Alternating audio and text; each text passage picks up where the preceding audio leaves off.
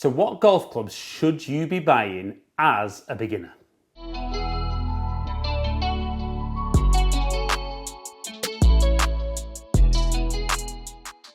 Now, when you first get into this wonderful game, it can be a little bit of a minefield. And certainly I would say over the last 15 months, obviously the world has been an amazingly different place. And definitely in England, where I'm based, golf's kind of been on and off as to whether we can play. But what we did see last year, and hopefully we will continue to see for this year, is when we were allowed back out to play, there was a huge influx of either completely new golfers or golfers returning to the game, which made me really think about, I review a lot of brand new products, really fantastic golf clubs that potentially help golfers play better.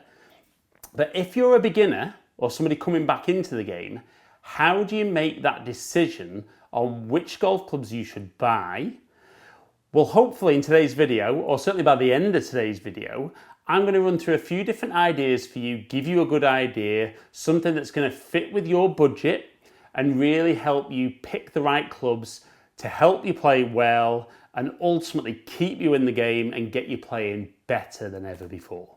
Right, so before I actually get into talking about which clubs you should buy, there's actually a limit on how many golf clubs you can carry in your bag if you're playing in a competition.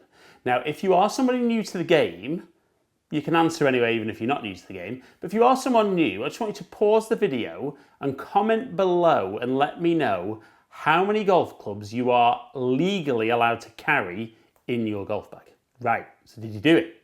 So yes, the correct answer is 14. So you are allowed to carry up to 14 clubs in your golf bag.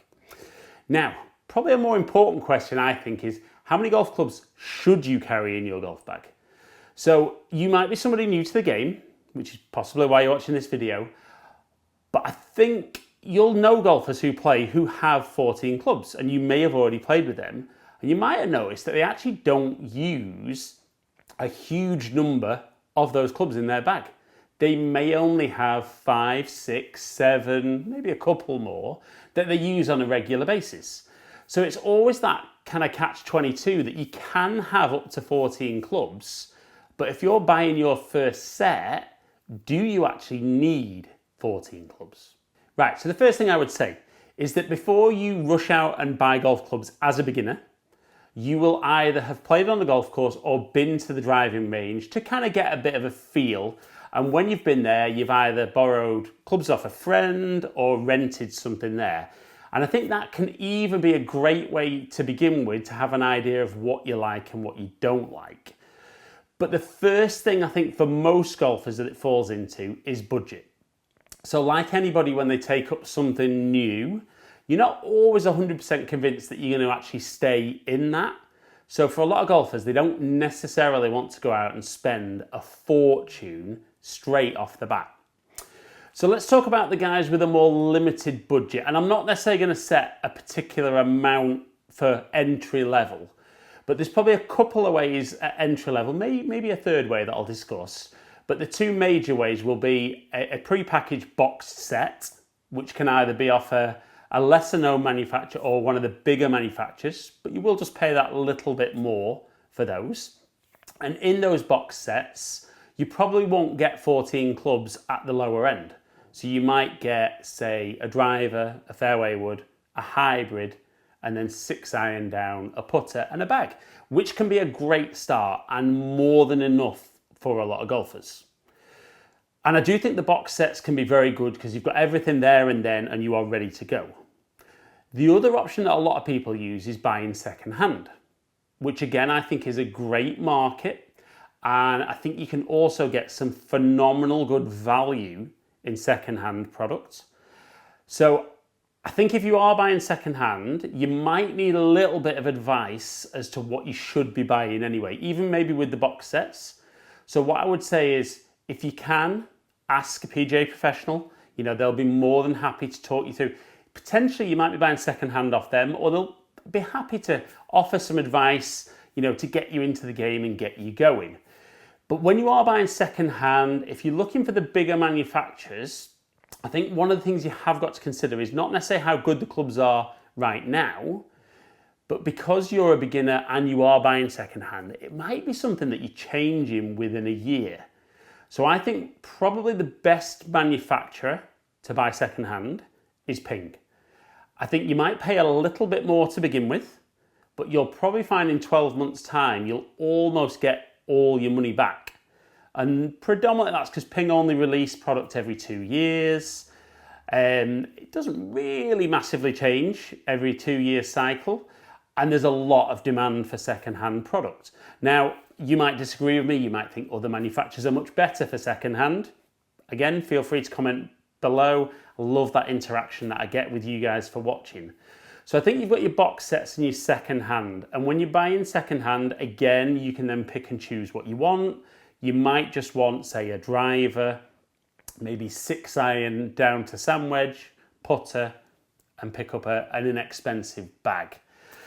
So when I was talking about the number of clubs though, it was interesting because Dan that I work with on my website and on some of my YouTube stuff, potentially my unofficial brand manager, started playing golf probably about 4 or 5 years ago and kind of went down the route of buying some clubs. But when we were chatting just previous to this lockdown, even though he's not been playing a massive amount, he actually made the point that predominantly he hits his driver from the tee, he hits his kind of 7-iron from pretty much everywhere, one of his wedges, and then his putter. So even though he's probably got 11 or 12 clubs, he probably only uses 4 in there.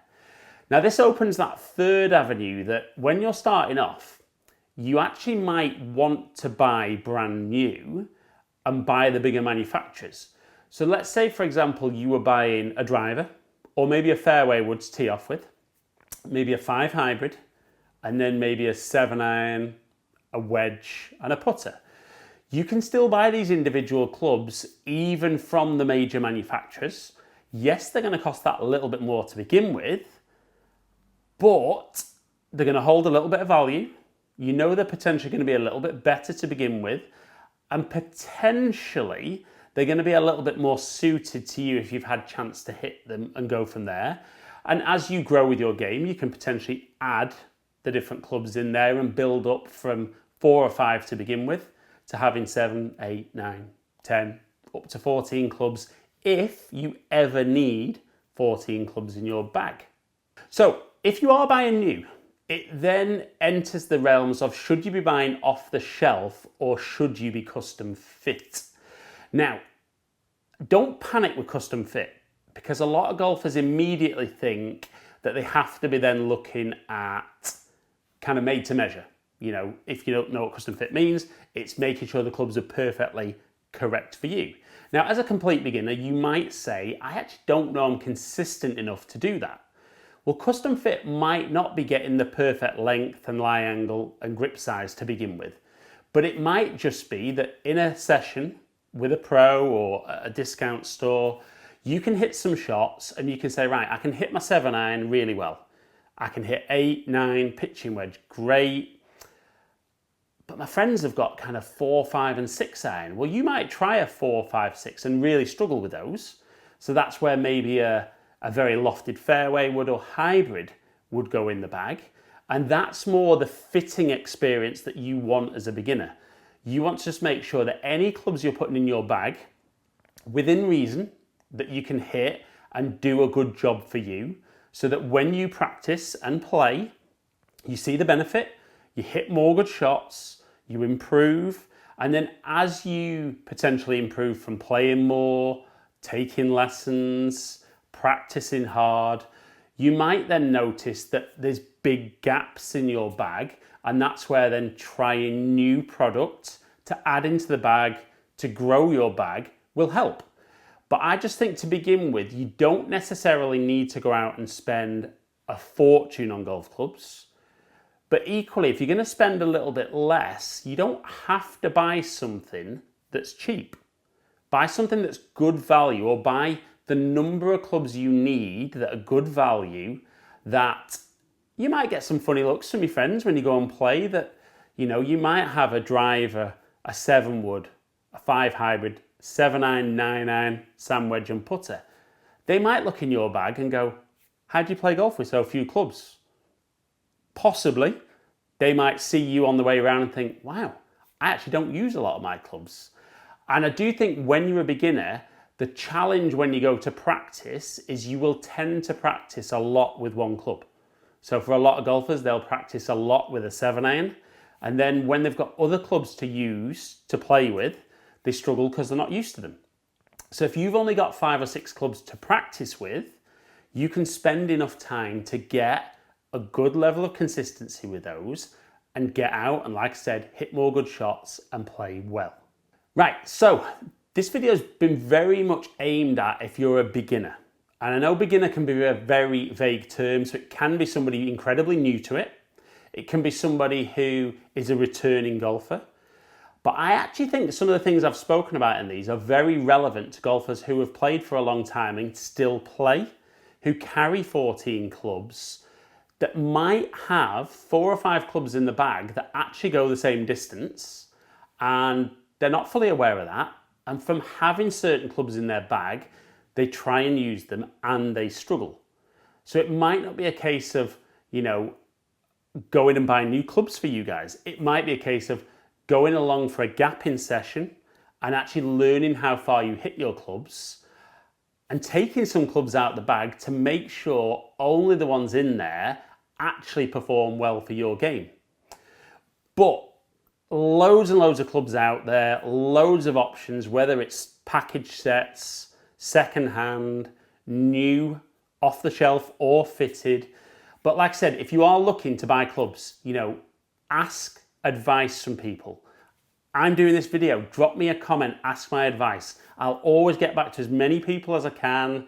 I want to make sure if you're buying product, it's good value and ultimately helps you play better. And like I said, we've seen a big influx of golfers coming into the game. First of all, I'd actually love to get back out playing golf in England. We're probably another 5 weeks away from that. But I'd love to see all these golfers stay in the game, love seeing golf grow, and it's so nice to see golf courses and driving ranges when they've been open being busier than ever, and that's how we're going to grow this great game. So guys, hope you've enjoyed the video. If you have, like it and share it, comment below and I'll get back to as many people as I can.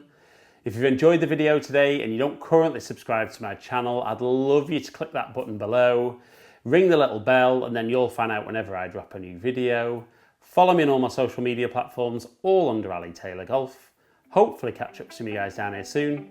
Stay in contact.